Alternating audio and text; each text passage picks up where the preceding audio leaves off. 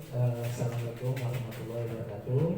Waalaikumsalam warahmatullahi wabarakatuh. Selamat siang, salam sejahtera bagi kita semua.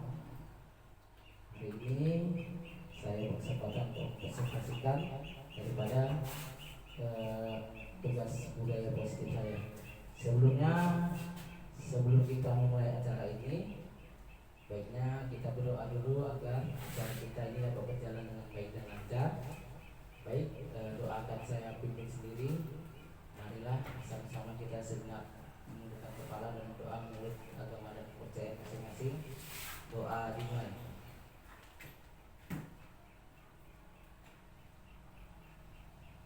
Doa selesai. Yang saya hormati tentunya rekan-rekan para guru, staf yang hadir pada hari ini di ruangan yang berbahagia ini. Izinkan saya untuk mempresentasikan daripada tugas saya, yaitu mendiseminasikan, menyebarkan pemahaman dan penerapan pengalaman budaya positif. Baik, saya jelaskan identitas saya, yaitu saya Dirgawira Setia SPD, calon guru penggerak angkatan 10 SD Negeri 10408 Sukamakmur, Kecamatan Teluk Budu, Kabupaten Senang Dane. Bertindak sebagai fasilitator yaitu Ibu Septi Haryani, kemudian pengajar praktik yaitu Ibu Siti Suryani Damani. Nah, pada kali ini saya akan mempresentasikan yaitu tentang budaya positif. Apa itu budaya positif? Budaya positif merupakan perwujudan dari nilai-nilai atau keyakinan universal yang diterapkan di sekolah. Budaya positif dapat mendorong murid untuk mampu berpikir, bertindak, menciptakan sebagai proses memerdekakan dirinya sehingga murid mampu mandiri dan bertanggung jawab. Konsep inti budaya positif terdiri dari beberapa bagian. Yang pertama, perubahan paradigma belajar. Yang kedua, disiplin positif. Yang ketiga, kebutuhan dasar manusia. Yang keempat, motivasi perilaku manusia. 5. Posisi kontrol guru. 6. Keyakinan kelas. Dan 7. Segitiga restitusi. Nah, budaya positif ini kita terapkan di lingkungan sekolah kita, yang mana nantinya terdiri dari beberapa bagian, yaitu ada 7 bagian. Kita akan mengenal satu persatu apa saja. Nah, yang pertama, pembelajaran dengan paradigma baru. Baik, apa sih pembelajaran itu dengan paradigma baru? Itu merupakan pembelajaran yang dirancang berdasarkan prinsip-prinsip pembelajaran berdiferensiasi, sehingga para peserta didik belajar sesuai kebutuhannya berdasarkan tahap perkembangan sesuai teori psikologi modern untuk mewujudkan profil pelajar Pancasila. Berdiferensiasi. Baik, kira-kira dari kata tersebut apa yang ada di benak para ibu dan bapak? Berdiferensiasi. Pernah dengar kira-kira berdiferensiasi? Belum dengar ya Bu? Baik, berdiferensiasi dalam pembelajaran itu artinya kita sebagai guru melakukan setiap pembelajaran itu yang berpihak kepada guru, berpihak kepada murid. Berpihak kepada murid, kita sebagai guru hanya sebagai fasilitator untuk memancing anak tersebut untuk mengeluarkan kreativitasnya. Gitu. Jadi apapun yang kita lakukan bukan lagi murid yang ikut kehendak kita, begitu Pak, tapi kita yang mengikuti alur daripada pemikiran dia agar mencapai tujuan pembelajaran yang dimaksud. Jadi kita itu sebagai pelayan bagi siswa kita, itu berdiferensiasi, sehingga peserta didik belajar sesuai kebutuhannya, bukan kebutuhan kita, ya kan Bu? Kebutuhannya pada fase A hanya membaca, tapi kebutuhan kita harus dia pandai menulis, membaca dan lain-lainnya. Itu tidak seperti itu, tapi kita harus sesuai dengan kebutuhannya dan kemampuannya, sesuai dengan profil pelajar Pancasila.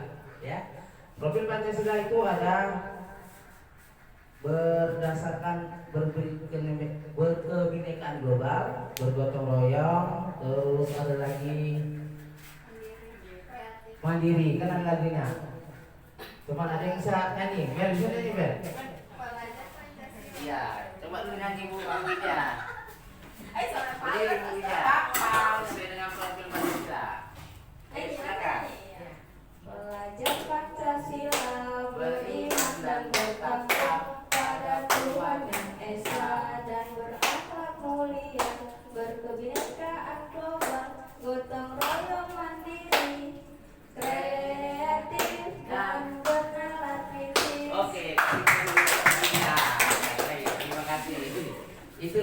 profil Pancasila. Semua itu kita lakukan, kita laksanakan demi mewujudkan profil pelajar Pancasila. Baik itu pelajaran dengan paradigma baru. Lalu yang kedua itu tadi disiplin positif. Disiplin positif adalah pembiasaan-pembiasaan hal baik mencakup sikap atau perilaku maupun tutur kata oleh seorang warga sekolah, terutama bagi murid agar dapat berkembang menjadi pribadi yang kritis, mandiri, dan bertanggung jawab. Sebagai pendidik, tujuan kita adalah menciptakan peserta didik yang memiliki disiplin dari sehingga mereka berperilaku mengacu kepada nilai-nilai kebajikan universal dan memiliki motivasi dalam diri menuju perubahan perilaku ke arah yang lebih baik. Disiplin positif ini juga sudah kita laksanakan di sekolah kita. Seperti contohnya kita terapkan 5S, senyum, sapa, sopan, santun, salam. Kemudian kita biasakan pembiasaan diri seperti sholat duha berjamaah, kemudian seperti sholat zuhur dan lain-lain. Nanti kita laksanakan disiplin positif. Jadi pembiasaan-pembiasaan yang baik ini diharapkan mampu menanamkan nilai-nilai baik kepada anak-anak, nanti akan terbawa ketika mereka sampai tingkat lanjut ke SMA dan selanjutnya. Tujuan kita adalah menciptakan peserta didik yang memiliki disiplin. Jadi disiplin untuk melaksanakan kebaikan-kebaikan yang berdampak pada perilaku si anak nanti ke depannya, seperti itu, ke arah yang lebih baik. Lalu yang berikutnya itu adalah kebutuhan dasar manusia. Kebutuhan dasar manusia merupakan sesuatu yang kita lakukan untuk mendapatkan apa yang kita inginkan. Seluruh tindakan yang kita lakukan memiliki tujuan. Semua usaha terbaik yang kita lakukan agar kebutuhan dasar kita terpenuhi dengan baik. Kebutuhan dasar manusia, baik, terdiri dari apa? Kebutuhan dasar manusia ada 5 bagian. Yang pertama, bertahan hidup. Bertahan hidup itu terdiri dari dapat makanan, pakaian, tempat tinggal, keamanan, dan kesehatan. Lalu kasih sayang dan rasa diterima. Rasa diterima dipedulikan, berbagai kecemasan dan menjadi bagian dalam kelompok juga adalah kebutuhan dasar manusia. Makanya kita sebagai guru harus memposisikan anak tersebut, kita pastikan dia merasa diterima di sekolah kita.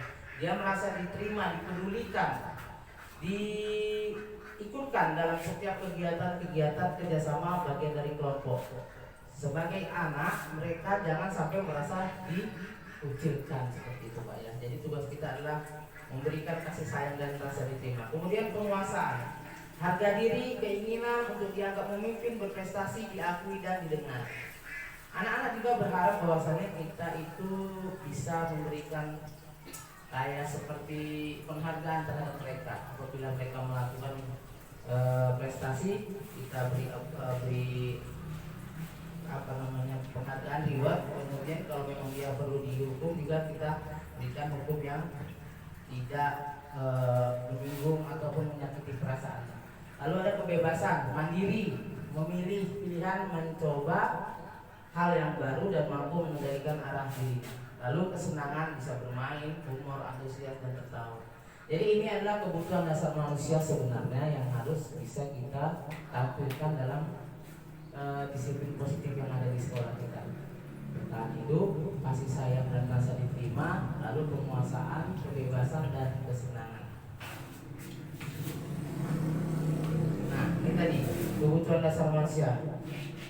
Hukuman, konsekuensi, dan restitusi. Ya, ada hukuman. Hukuman itu tidak terencana, tiba-tiba. Murid tidak tahu apa yang akan terjadi. Bersifat satu arah, berupa hukuman fisik dan psikis. Nah, kita tidak boleh melakukan hukuman yang seperti ini. Tidak terencana, dia tidak tahu maksudnya apa, untuk merubah tingkah laku apa sih hukuman ini.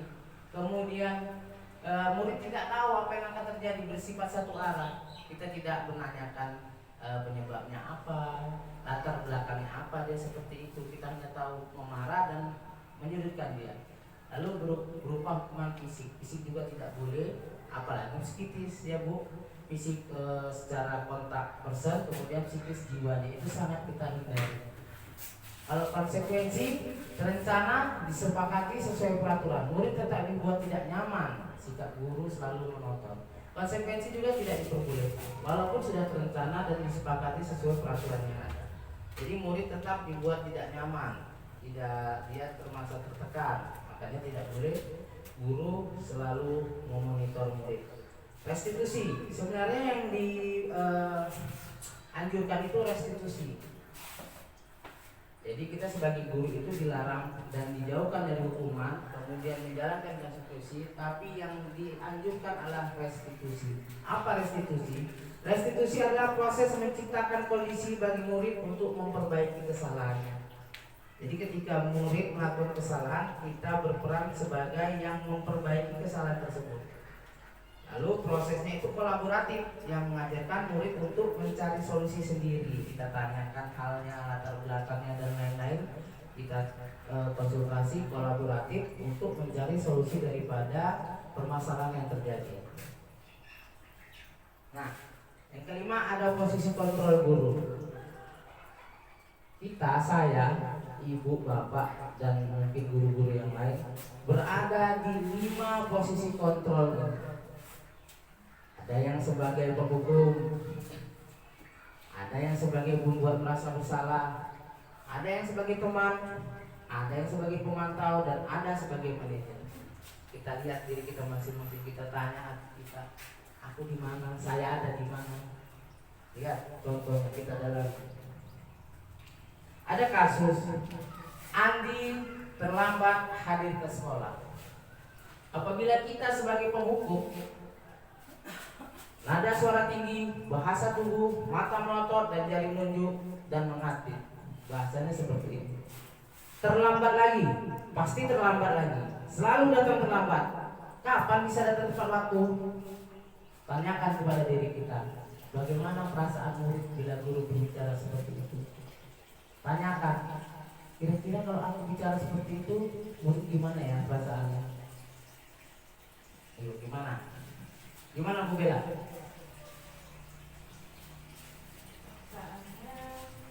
Takut pasti Pak. Takut. Kemudian Dia merasa apa ya? Ya sedih pasti lah dari mana. Ibu Leni? Pastinya dia tersinggung, merasa tersudut. Nah, Ibu Mariati Sama Pak. sama, baik. Baik. Iya. Iya. Kemungkinan murid marah pasti, ya kan Bu? Iya. Marah. Dia bisa saja dia mendendam, dia kan bersifat agresif. Apa namanya? Mau pulang tengok kereta Pak Dirjen, Iya. bisa dia kan Bu? Iya. Tiba-tiba dia banyak kok kempes tapi tadi nggak bocor. Bisa saja ya kan Bu, ketika kita anak-anak itu makanya terjadi sering tingkat kekerasan. Kalau di SD memang jarang, di SMP itu lebih kudu ya Mas Abdul. Itu ada gurunya yang sampai ya kita bilang kayak itu karena mungkin kita nggak tahu apa yang terjadi kan. Itu kemungkinan murid marah dia atau menendam. Bisa saja dia mencoret-coret ke sepeda motor kita, kemudian bisa saja dia menendang batu dan lain-lain. Lalu ada lagi kasus berikutnya, pembuat merasa bersalah. Ini masih sama kasusnya masih Adi jadi terlambat. Kalau dia pembuat merasa bersalah dia seperti ini, nada suaranya memelas, halus, sedih, bahasa tubuh merapat pada anak lesu. Kita merendah dalam arti kata karena kita ingin mendekati dia dengan hati-hati, hati ke hati. Adi, kamu ini bagaimana ya? Kamu sudah berjanji dengan ibu tidak akan terlambat lagi. Kamu kenapa ya? Senang sekali mengecewakan ibu. Ibu benar-benar kecewa sekali. Itu. Bagaimana perasaan murid bila ditegur seperti itu? Ini nak, kira-kira. Dia merasa menyesal dengan seperti itu Pak. Oh iya. Merasa senang. Jadi lihat ke mana? Ini perasaan saya terus. Perasaan murid kalau dibilang seperti itu. Merasa sedih Pak, merasa salah juga. Ada rasa penyesalan. Iya baik. Bapak Sofyan kira-kira gimana Pak? Oke. Terima kasih Pak.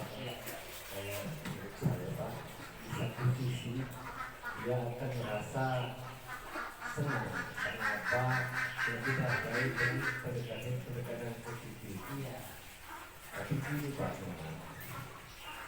kita kan ada tipikal anak-anak dibaca yang berbagai macam karakter dan model kan gitu Pak. Berkaitan memang kita di lapangan ini harus menyesuaikan juga ya Pak, melihat psikologi dan karakter si anak tadi pendekatannya. Nah, memang begitu Pak. Kalau saya pribadi ya tersentuh juga Pak dengan demikian begitu. Saya berusaha lah Pak untuk mengikuti memang yang terbaik macam secara psikologi yang tersebut. Itu saja Pak. Terima kasih Pak. Iya, terima kasih. Ini dia pembuat merasa bersalah. Posisi kontrol tadi yang pertama menghukum.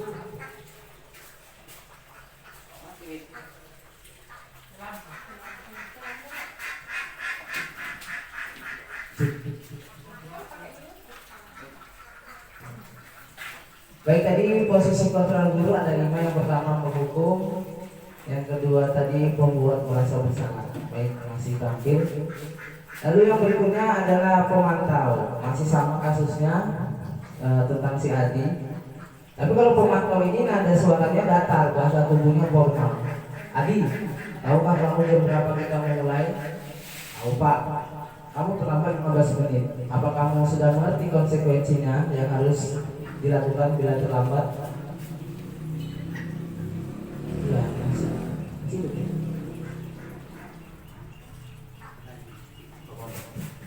Lalu setelah pemantau tadi ada manajer, nada suara tulus, bahasa tubuh tidak kaku mendekat ke murid guru. Adi, apakah kamu mengetahui jam berapa sekolah dimulai? Tahu Pak, jam 7. Ya, jadi kamu terlambat. Kira-kira bagaimana kamu akan memperbaiki masalah ini? Saya bisa menanyakan teman saya Pak, untuk mengajar tugas yang tertinggal. Baik, itu bisa dilakukan. Apakah besok akan ada masalah untuk kamu agar bisa hadir tepat waktu sekolah? Tidak Pak, saya bisa hadir tepat waktu. Baik, saya hargai usahanya untuk memperbaiki diri. Bagaimana perasaan murid beragam seperti ini? Jadi tadi ada penghukum, ada pembuat merasa bersalah, ada pemantau, ada sebagai manajer. Yang terakhir,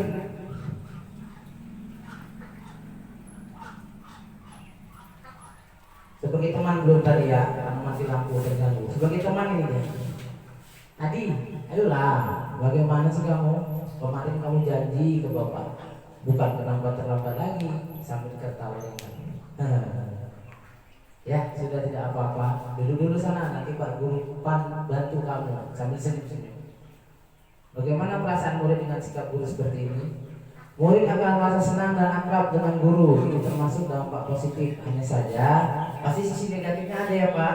Kita kalau cengengesan tentunya anak dengan kita juga sisi negatifnya menjadi tergantung pada guru tersebut. Bila ada masalah dia merasa, oh ini aku mengke aja nih sama Pak Sapri nih, karena Pak Sapri yang sering merangkul saya. Jadi nanti sama guru yang lainnya kurang apa? Kurang dekat ya Pak. Jadi salah satu dia merasa hanya bisa mengandalkan guru tersebut untuk membantunya. Akibatnya lain dari posisi teman nanti hanya akan berbuat sesuatu bila yang meniru aliran guru tersebut. Oke, jadi ada 5 di posisi kontrol guru. Pertama sebagai penghukum, kedua sebagai teman, pemantau,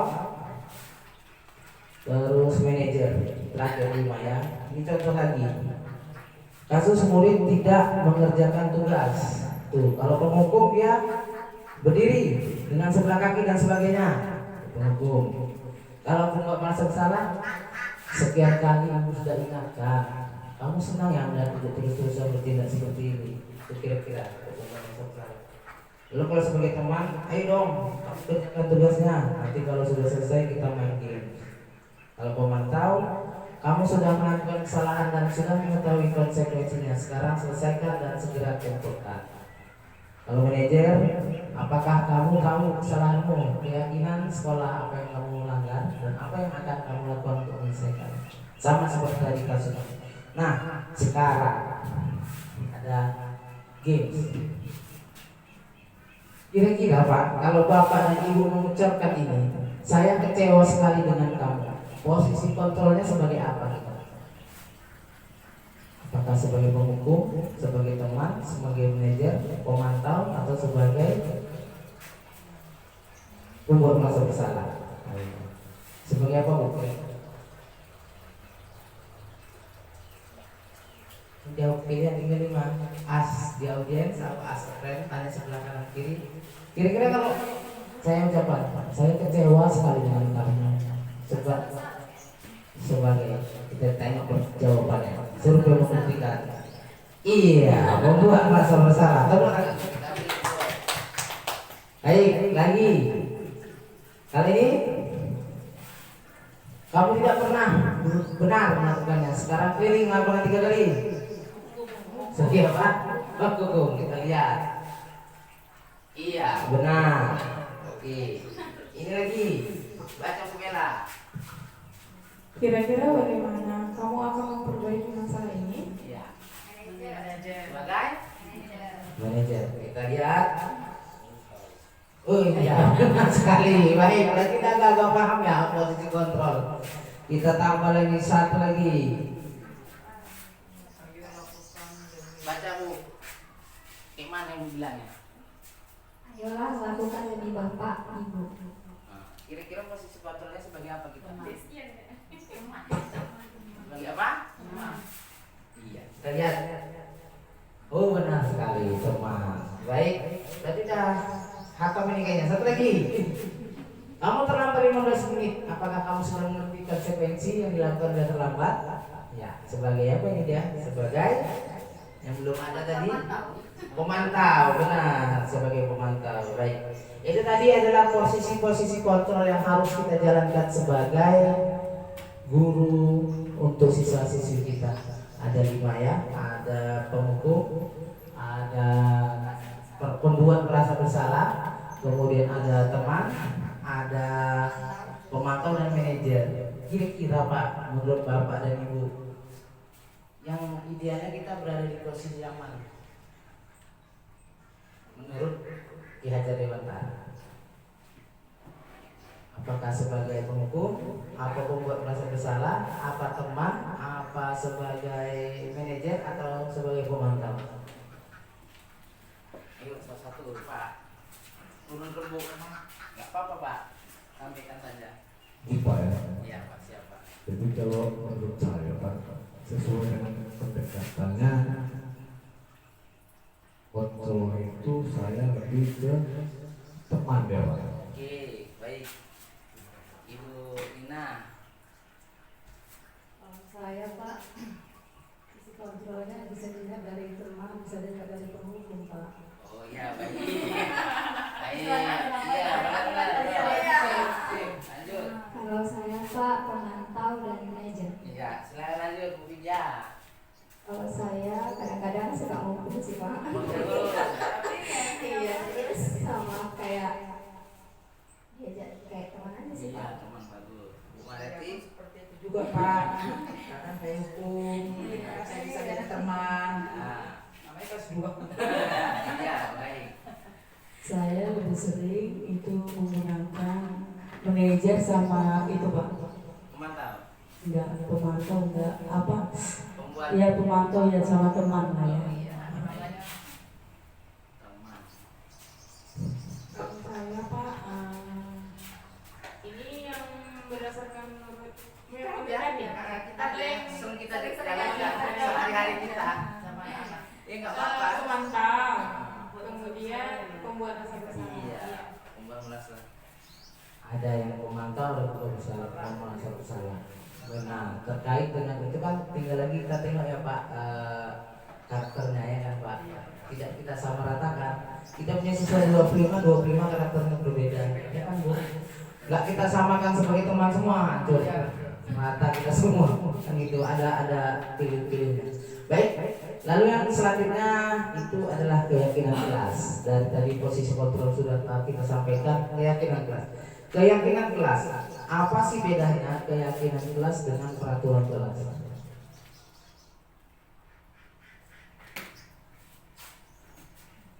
Keyakinan kelas, ada juga peraturan kelas, ya.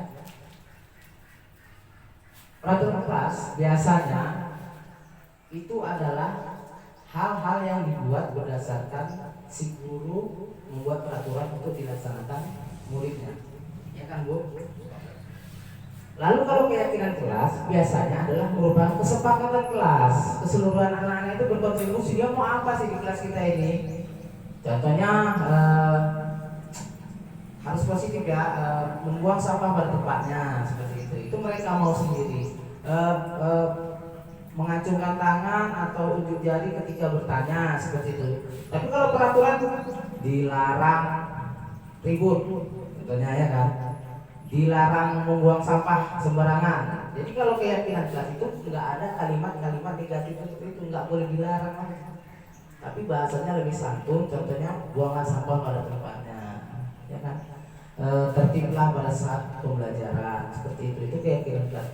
Keyakinan kelas merupakan kesepakatan kelas yang diyakini bersama guru dan murid dengan harapan dapat meningkatkan kedisiplinan murid.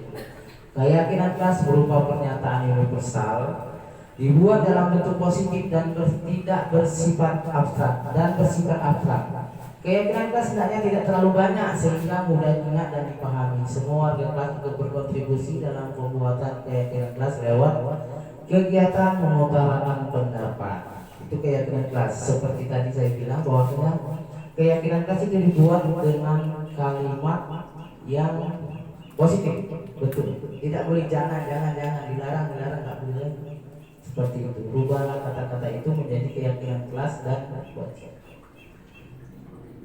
dan dibuat oleh seluruh anggota kelas.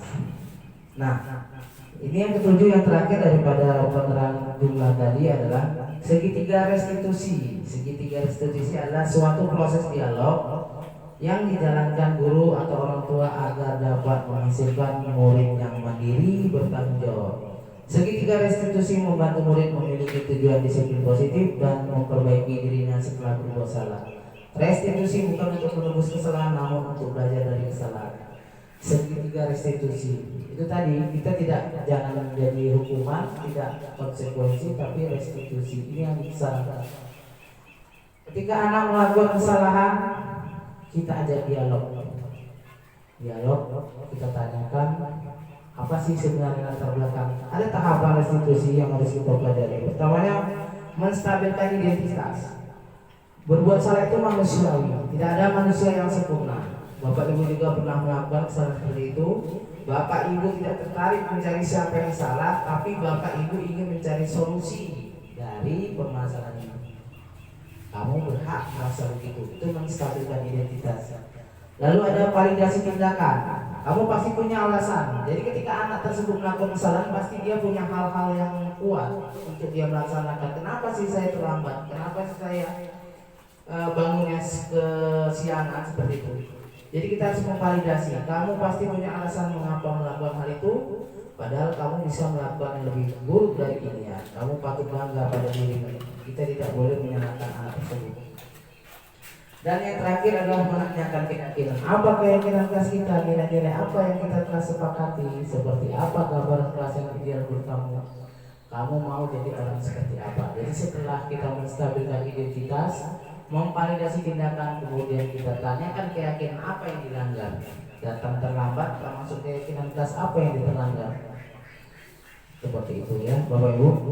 Dan saya rasa sampai sini presentasi daripada pengenalan budaya positif, menyebarkan pemahaman dan penerapan pengalaman budaya positif. Saya rasa kalau ada tanggapan atau masukan saya persilakan. Kalau tidak ada kita bacakan. Kira-kira bagaimana Bapak Ibu? Baik, kalau tidak ada saya sudahi dengan mewakili Kepala Budaya. Wassalamualaikum warahmatullahi wabarakatuh. Selamat siang dan terima kasih.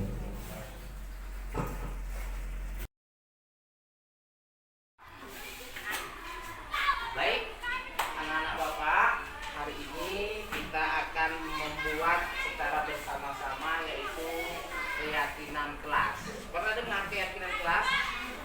Iya.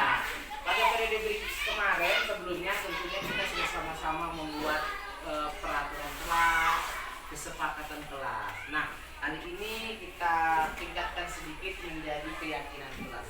Kalau peraturan kelas biasanya itu sudah terbuat dan tersusun rapi oleh pihak sekolah ya.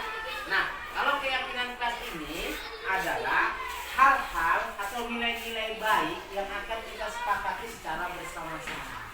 Paham ya? Jadi keyakinan kelas ini adalah nilai-nilai baik atau hal-hal positif yang kita yakini secara bersama-sama dan kita patuhi secara bersama-sama. Kalau nanti semuanya itu dimulai dari kita, tentunya kita dengan tanggung jawab harus mengikuti, ya kan? Karena kan ini kita yang buat, bukan Bapak yang buat, kalian yang buat sama-sama ya. Namanya keyakinan kelas. Nanti Bapak bagi post-itnya, kalian tuliskan masing-masing dari kalian apa sih yang mau kita buat untuk keyakinan kelas kita ini. Terserah apa saja masing-masing buat. Nanti kita tempelkan di situ, baru kita rangkum menjadi satu kesatuan. Kita susun apa-apa saja keyakinan kelas yang harus kita jalankan di kelas kita ini. Paham? Oke, ini Bapak bagi ya. Jangan sampai kebalik tulisnya, tulisnya di sini. Nanti tempelkannya yang ini. Oke ya? Nah.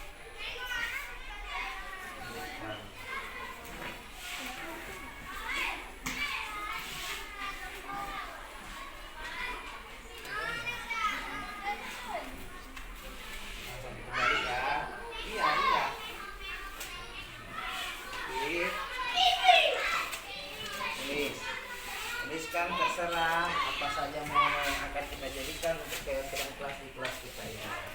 Kita rangkum menjadi susunan keyakinan kelas.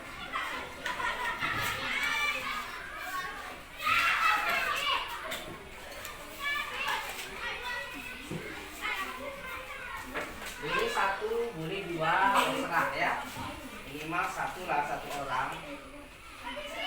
Ya, tulisnya di situ. Nanti nempelkannya yang ini ya, jangan pribadi ya.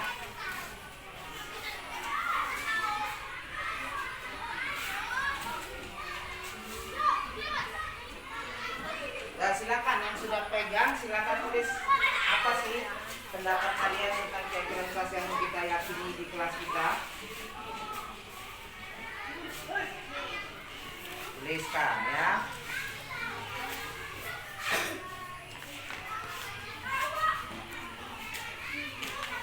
Ayo silakan tuliskan.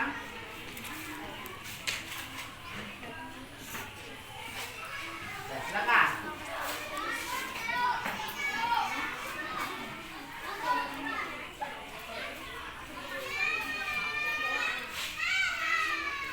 Silakan tulis Mak.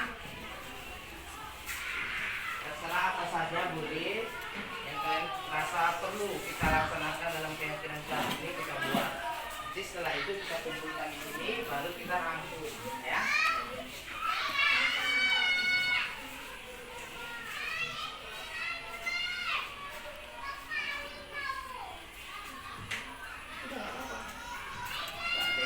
Tidak ada yang salah ya, semua benar. Jangan takut untuk mengeluarkan pendapatnya.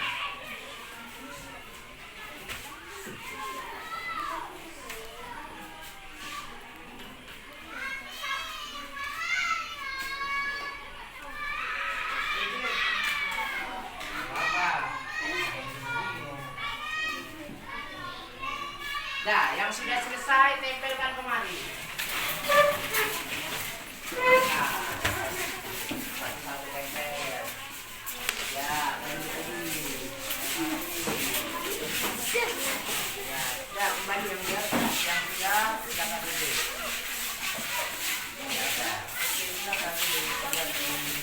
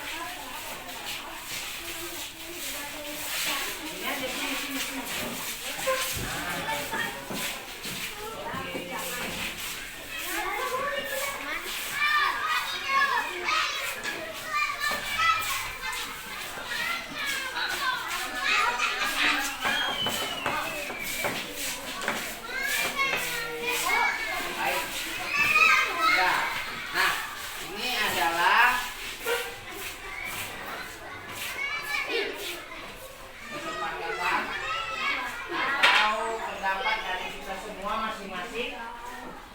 Sekarang kita rangkum menjadi bagian-bagian yang mencakup semuanya ya. Kan ada tuh contohnya si sebelah ini sama dengan kawannya, jadi kita satukan saja ya pendapatnya. Baik, yang pertama itu datanglah ini ya keyakinan kelas.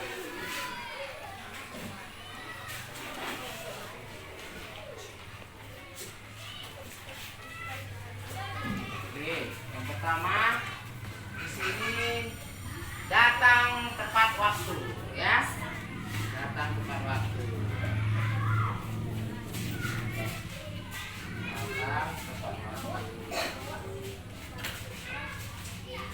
Oke, berikutnya buang sampah pada tempatnya. Buanglah sampah pada tempatnya. Tempatnya di mana nih sampah? Sampah. Ya.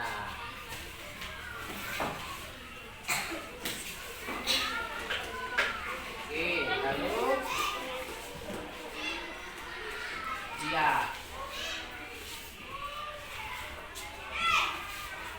Yang ketiga, piket secara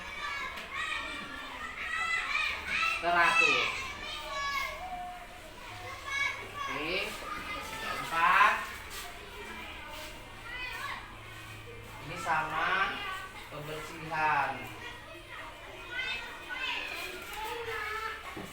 sama pada tempatnya, tepat waktu. Oh, mengerjakan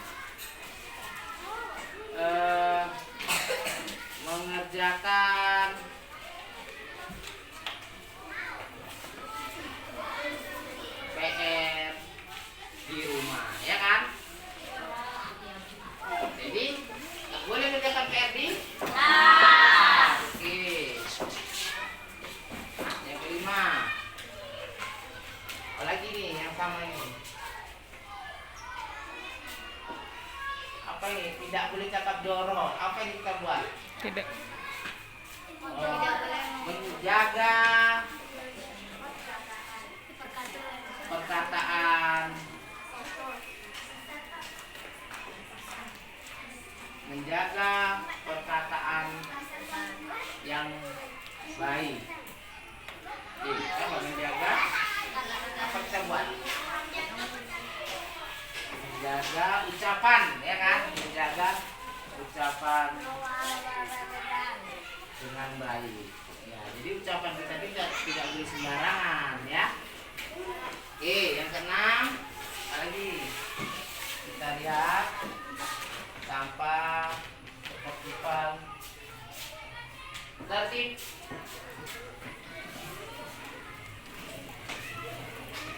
Saat belajar di kelas, ya kan? Oke, Bapak rasa sudah kita rangkum dari pendapat-pendapat kalian menjadi beberapa keyakinan kelas yang sudah kita rangkum, kita samakan. Yang pertama yaitu apa, baca? Datang tepat waktu. Datang tepat waktu ini artinya apa, Pak? Artinya tidak boleh terus tidak boleh apa lagi? Tidak boleh datang tidak sesuai dengan jadwalnya. Apabila kita tiket jam berapa kita laksanakan? Jam 7. Kita harus cepat datang, jangan jam 7 lewat. Lalu buanglah sampah pada tempatnya. Berarti kita harus menjaga kebersihan, ya, baik di dalam kelas maupun di luar kelas. Ketika ada sampah, buang pada tempatnya, tong sampah. Kalau belum ada juga tong sampah, kita kantong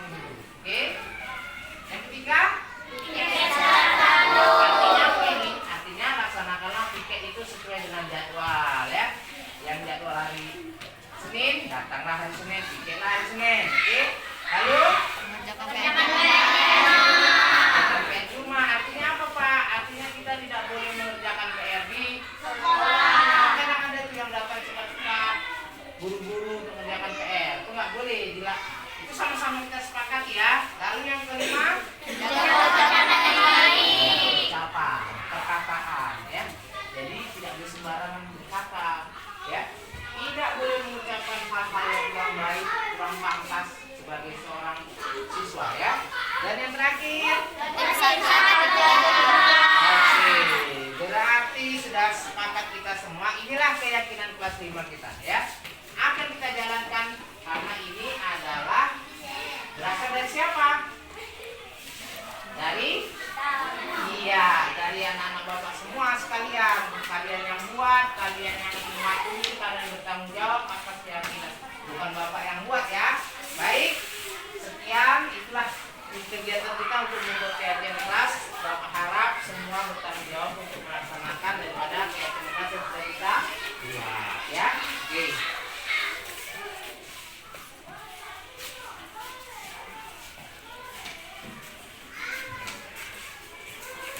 Perkenalkan, nama saya Sintabella, saya dari guru kelas 5. Setelah mendengarkan pemaparan dari Bapak Dirga tentang budaya positif, saya lebih memahami bagaimana dan apa yang harus saya lakukan kepada siswa-siswa saya. Oke.